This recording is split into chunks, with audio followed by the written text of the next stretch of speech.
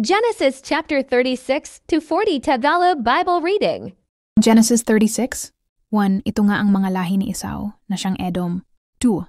Kumuha si Esau ng kaniyang mga asawa sa mga anak na babae ng Kainaan.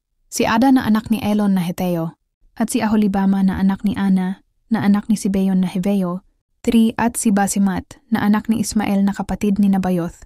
4. At ipinanganak ni Ada kay Esau si Eliphaz. At ipinanganak ni Basimat si Reuel. 5. At ipinanganak ni Aholibama si Jus at si Halam and si Kor.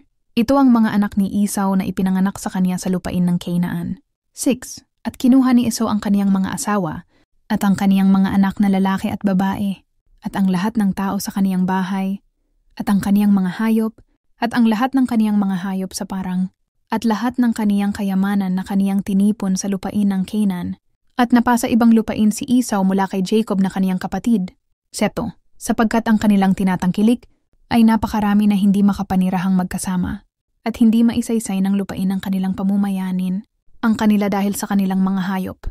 8. At si Esau ay tumahan sa bundok ng Seir. Si Esau ay siyang Edom. 9. At ito ang mga lahi ni Esau na ama ng mga Edomeo sa bundok ng Seir. 10. Ito ang mga pangalan ng mga anak ni Esau. Si Eliphaz na anak ni Ada, na asawa ni Esau. Si Reuel na anak ni Basimat, na asawa ni Esau. 11. At ang mga anak ni Eliphaz ay si Teman, si Omar, si Sepho, si Gatam at si Senaz. 12. At si Timna ay naging babae ni Eliphaz na anak ni Esau. At nanganak siya kay Amalek kay Eliphaz. Ito ang mga anak ni Ada na asawa ni Esau. 13. At ito ang mga anak ni Reuel, si Nahath, si Zerah, si Sama, at si Miza. Ito ang mga anak ni Basemat na asawa ni Esau. 14. At ito ang mga anak ni Aholibama na anak ni Ana, na anak ni Sibeon, na asawa ni Esau. Nanganak siya kay Esau, nang si Jus at si Jalam at si Kore. 15. Ito ang mga pangulo ng mga anak ni Esau. Ang mga anak ni Eliphaz na panganay ni Esau, ang pangulong si Teman, ang pangulong si Omar, ang pangulong si Sepho, ang pangulong si Senaz. 16. Ang pangulong si Kor, ang pangulong si Gatam, ang pangulong si Amalek. Ito ang mga pangulo na lumabas sa Eliphaz sa lupain ng Edom. Ito kang mga anak ni Ada. 17. At ito ang mga anak ni Reuel na anak ni Esau. Ang pangulong si Nahath, ang pangulong si Zerah, ang pangulong si Sama, ang pangulong si Miza. Ito ang mga pangulo na lumabas kay Reuel sa lupain ng Edom. Ito ang mga anak ni Basemat na asawa ni Esau. 18. At ito ang mga anak ni Aholibama na asawa ni Esau. Ang pangulong si Jus, ang pangulong si Jalam, ang pangulong si Kor. Ito ang mga pangulo na lumabas kay Aholibama na anak ni Ana, na asawa ni Esau. 19. Ito ang nasingaran ni Esau, at ito ang kanilang mga pangulo. Siya ang Edom. 20. Ito ang mga anak ni Seir na Horeo, na nananahan sa lupain. Si Lotan, at si Sobal, at si Sibeon, at si Ana, Waywin, at si Dison, at si Aser, at si Disan. Ito ang mga pangulo ng mga Horeo, na anak ni Seir sa lupain ng Edom. 22. At ang mga anak ni Lotan ay si Hori, at si Hemam, at si Timna ay kapatid ni Lotan. 23. At ang mga anak ni Sobal ay si Alvan, at si Manahath, at si Ebal, si Sepho, at si Onam. 24. At ito ang mga anak ni Sibeon, si Aja at si Ana. Ito ang Ana na nakasumpong ng mga mainit na bukal sa ilang, samantalang siya ay nagpapastol ng mga asno ni Sibeon na kaniyang ama. 25. At ang mga anak ni Ana ay si Dison, at si Aholibama na anak ni Ana. 26. At ang mga anak ni Dison ay si Hemdan, si Esban at si Itran at si Chiran. 27. Ang mga anak ni Eser ay si Balaan, at si Zaban, at si Akan. 28. Ang mga anak ni Disan ay si Us at si Aran. 29. Ito ang mga pangulo ng mga Horeo. Ang pangulong si Lotan, ang pangulong si Sobal, ang pangulong si Sibeon, ang pangulong si Ana. 30. Ang pangulong si Dison, ang pangulong si Eser, ang pangulong si Disan. Duwang mga pangulo ng mga Horeo, ayon sa kanilang mga kapangyarihan sa lupain ng Seir. 31. At ito ang mga hari na nagharing una sa mga anak ni Israel, sa lupain ng Edom. 32. At si Bela na anak ni Beor, ay nagharing-hari sa Edom, at ang pangalan ng kaniyang bayan ay Dinhaba. 33. At si Bela ay namatay, at si Jobab na anak ni Zerah na taga Bosra ay naghari na kahalili niya. 34. At si Jobab ay namatay, at si Husam na tagalupain ng mga Timaneo ay naghari na kahalili niya. 35.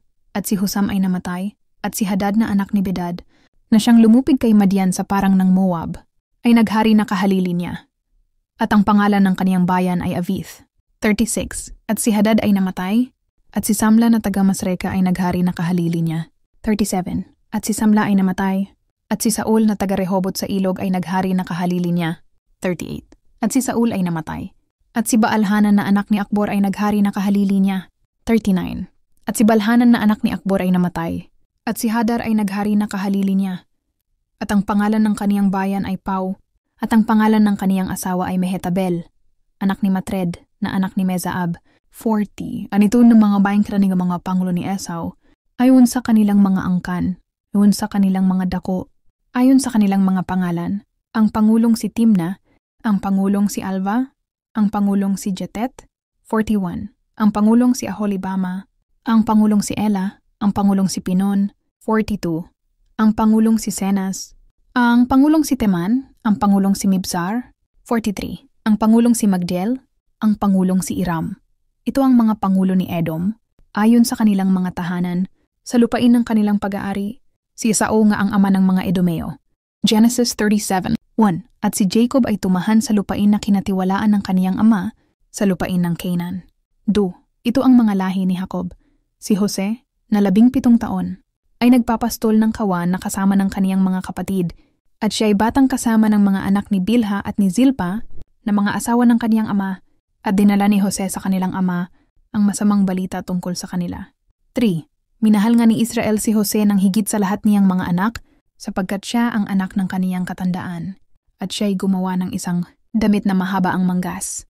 4. At nakita ng kaniyang mga kapatid na siya ay minamahal ng kanilang ama ng higit sa lahat niyang mga kapatid, at siya'y kanilang kinapuotan, at hindi makapagsalita sa kaniya ng may kapayapaan.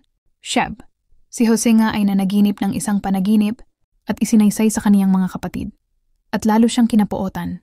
6. At sinabi niya sa kanila, pakinggan ninyo, isinasamo ko sa inyo ang panaginip na aking napanaginipan. 7. Narito, tayo kay nagtitipon ng mga bigkis sa parang, at narito, ang aking bigkis ay tumayo at lumagay sa pagkakatayo.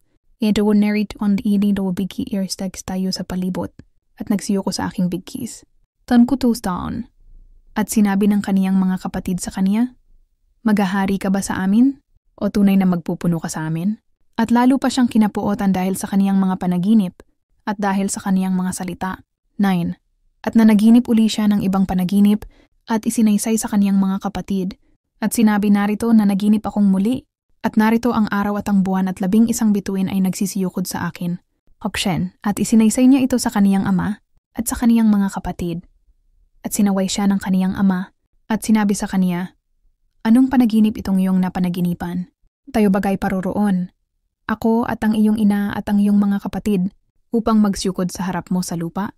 11. At nagsipagselos sa kaniya ang kaniyang mga kapatid. Datapuat iningatan ng kaniyang ama ang bagay na ito sa kaniyang isip. At 12. Ang kaniyang mga kapatid ay nagsiyaon upang ipastol ang kawan ng kanilang ama sa Sichem. 13. At sinabi ni Israel kay Jose, hindi ba ang iyong mga kapatid ay nagpapastol ng kawan sa Sichem? Pumaroon ka at titingnan ko sila. At sinabi niya sa kaniya, narito ako. 14. At sinabi niya sa kaniya, isinasamo ko sa iyo, yumaon ka, tingnan mo kung mabuti ang lagay ng iyong mga kapatid at ang lagay ng kawan, at ibalita mo sa akin. Gayon nga siyang sinugo mula sa libis ng Hebron, at siya'y napasa si Sichem, Fembine, nasalubong siya ng isang lalaki at narito, siya'y ligaw sa parang, at tinanong siya ng lalaki, na sinasabi, anong iyong hinahanap? 16. At sinabi niya, hinahanap ko ang aking mga kapatid. Isinasamo ko sa iyo, saysayin mo sa akin kung saan sila nagpapastol ng kawan. 17. At sinabi ng lalaki, sila'y nagsiyaon mula rito, sapagkat aking narinig na kanilang sinabi, tayo'y yumaon sa Dothan. At naparoon si Jose sa kaniyang mga kapatid, at nasumpungan sila sa Dothan. 18.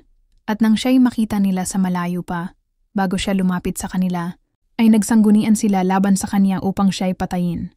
19. At kanilang sinabi sa isa't isa, narito dumarating ang mapanaginipin. 20. Halikayo ngayon at siya'y ating patayin, at itapon natin siya sa isa sa mga balon, at sasabihin natin, sinakmal siya ng mabangis na hayop, at tingnan natin kung ano ang mangyayari sa kaniyang mga panaginip. 21. At narinig ito ni Ruben, at iniligtas siya sa kanilang kamay, at sinabi, huwag nating patayin ang buhay niya. 22. At sinabi sa kanila ni Ruben, "Huwag kayong magbububo ng dugo. Inyong ihagis siya sa balong ito na nasa ilang. Datapuat huwag ninyong pagbuhatan ng kamay siya, upang kaniyang mailigtas siya sa kanilang kamay, upang siya ay maibalik sa kaniyang ama." 23. At nangyari nang dumating si Jose sa kaniyang mga kapatid, ay hinubaran nila si Jose ng kaniyang damit, sa makatuwid bagay ng damit na may manggas na mahaba na nakasuot sa kaniya. 24. At kanilang kinuha siya, at inihagis siya sa balon. At ang balon ay walang tubig. 25. At sila'y nagsiupo upang kumain, at kanilang itiningin ang kanilang mga mata at kanilang nakita, at narito, isang pulutong ng mga Ismaelita ay dumarating mula sa Galaad, na ang kanilang mga kamelyo ay may pasan na mga pabango at balsamo at mira na pinapasan nila na dadalhin sa Ehipto. 26. At sinabi ni Huda sa kaniyang mga kapatid, "Anong pakinabang kung ating patayin ang ating kapatid at itago ang kaniyang dugo?" 27. Halikayo, siya ay ating ipagbili sa mga Ismaelita at huwag nating pagbuhatan ng kamay siya, sapagkat siya ay ating kapatid at ating laman. At dininig siya ng kaniyang mga kapatid. 28.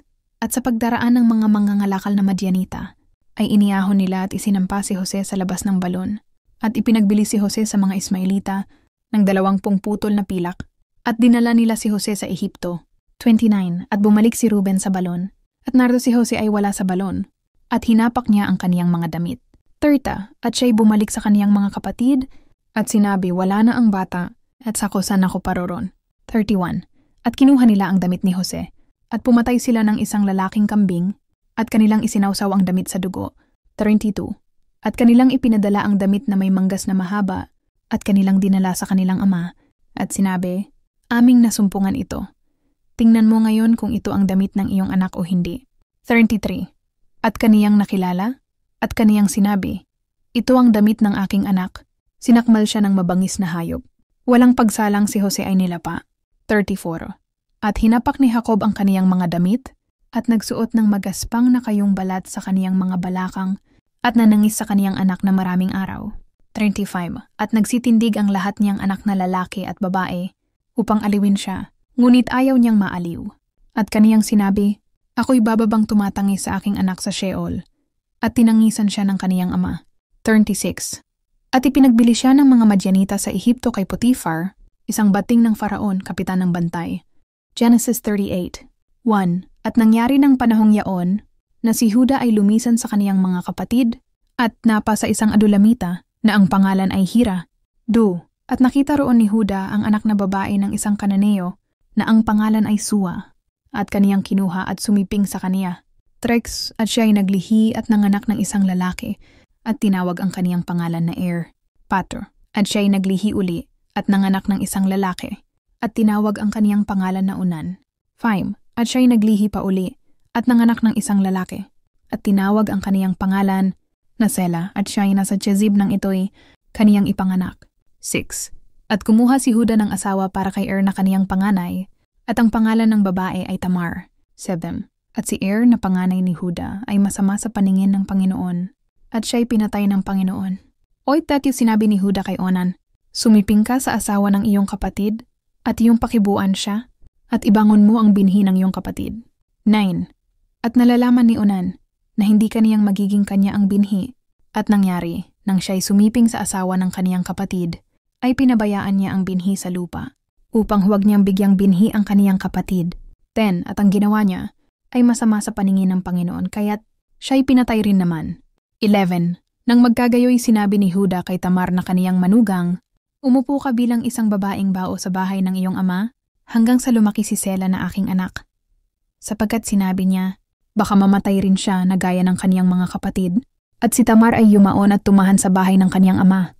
12. At nang lumipas ang maraming araw, ay namatay ang anak na babae ni Sua, na asawa ni Huda, at inaliw ni Huda ang kaniyang sarili, at umahon siya sa mga tagapaggupit ng kaniyang mga tupa, siya at ang kaniyang kaibigang si Hira na Adulamita sa Timnath. 13. At naibalita kay Tamar na sinasabi, "Narito, ang biyenan mo ay umaahon sa Timnath upang gupitan ang kaniyang mga tupa." 14. At inalis niya sa kaniyang sarili ang mga damit ng kaniyang pagkabao, at nagtakip ng lambong, at nagkubli, at naupo sa pinto ang daan ng Inaim, na nasa tabi ng daan na patungo sa Timnath, sapagkat nakita niya na si Sela ay lumaki na, at hindi siya ibinigay sa kaniya upang maging asawa. 15. Nang makita nga siya ni Huda, ay inakala niyang siya'y isang masamang babae sapagkat siya'y nagtakip ng kaniyang mukha. 16. At siya'y lumapit sa kaniya sa daan at sinabi, isinasamo ko sa iyo na sumiping ka sa akin. Sapagkat hindi niya nakilala na siya'y kaniyang manugang. At sinabi niya, anong ibibigay mo sa akin upang ikaw ay sumiping sa akin? 17. At sinabi niya, ipadadala ko sa iyo ang isang batang kambing na mula sa kawan. At sinabi niya, magbibigay ka ba sa akin ng sangla hanggang sa ipadala mo? Or 19. At kaniyang sinabi, anong sangla ang ibibigay ko sa iyo? At sinabi niya, ang iyong singsing, at ang iyong pamigkis, at ang iyong tungkod na nasa iyong kamay. Anan ibinigay niya sa kanya, at siya'y sumiping sa kanya, at siya'y naglihi sa kanya. 19. At siya'y bumangon at yumaon, at inalis ang kaniyang lambong sa kaniyang sarili, at isinuot ang mga damit ng kaniyang pagkabao. 20. At ipinadala ni Juda ang batang kambing sa pamamagitan ng kamay ng kaniyang kaibigang Adulamita upang kunin ang sangla sa kamay ng babae. Ngunit hindi niya nasumpungan. 21. Nang magkagayoy tinanong niya ang mga tao sa dakong yaon na sinasabi, saan naroon ang babaeng masama na nasa inaim sa tabi ng daan? At kanilang sinabi, walang babaeng masama rito. 22. At siya'y bumalik kay Huda at nagsabi, hindi ko siya nasumpungan. At sinabi rin naman ng mga tao sa dakong yaon, walang babaeng masama rito. 23. At sinabi ni Juda, hayaan na lamang niya, baka tayo'y mapahiya. Narito, aking ipinadala ang batang kambing at hindi mo siya nasumpungan. 24. At nangyari pagkaraan ng 3 buwan, ay nasaysay kay Huda na sinasabi, si Tamar na iyong manugang ay nagpatutot at narito siya'y nagdadalang tao dahil sa pagpapatutot. At sinabi ni Huda, ilabas ninyo siya at siya'y sunugin. 25. Nang siya'y ilalabas na, ay nagsugo siya sa kaniyang biyenan na nagsasabi, sa lalaking may-ari ng mga bagay na ito ako nagdadalang tao. At kaniyang sinabi, pakilala mo, isinasamo ko sa iyo kung kanino ang singsing at ang pamigkis at ang tungkod na ito.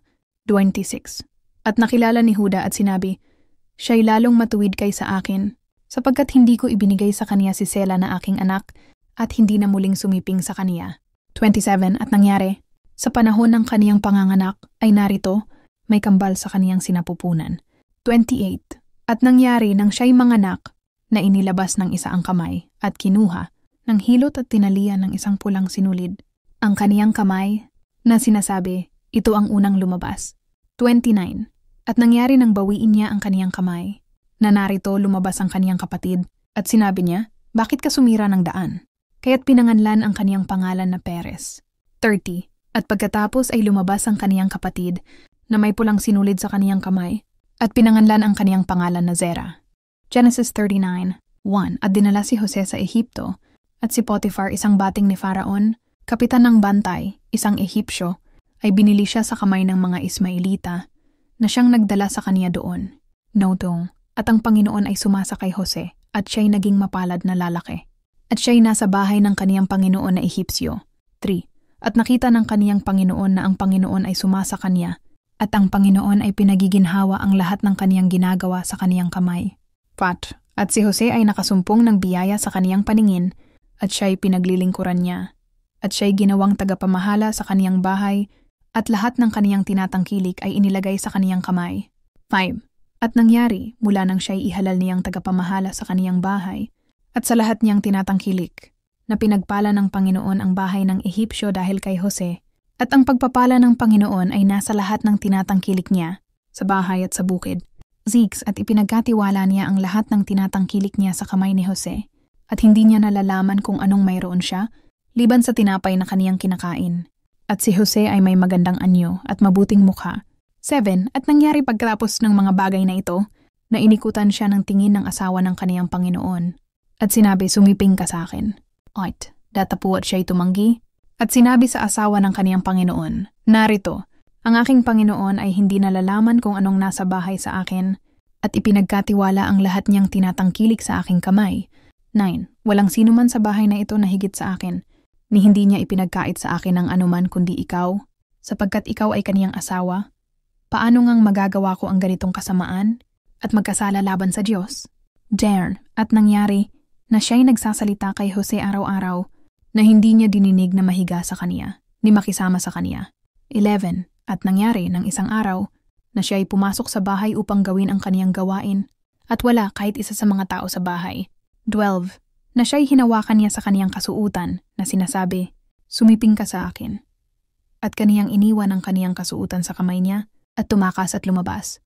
13. At nangyari, nang makita niyang iniwan niya ang kaniyang kasuutan sa kaniyang kamay at tumakas na lumabas. 14.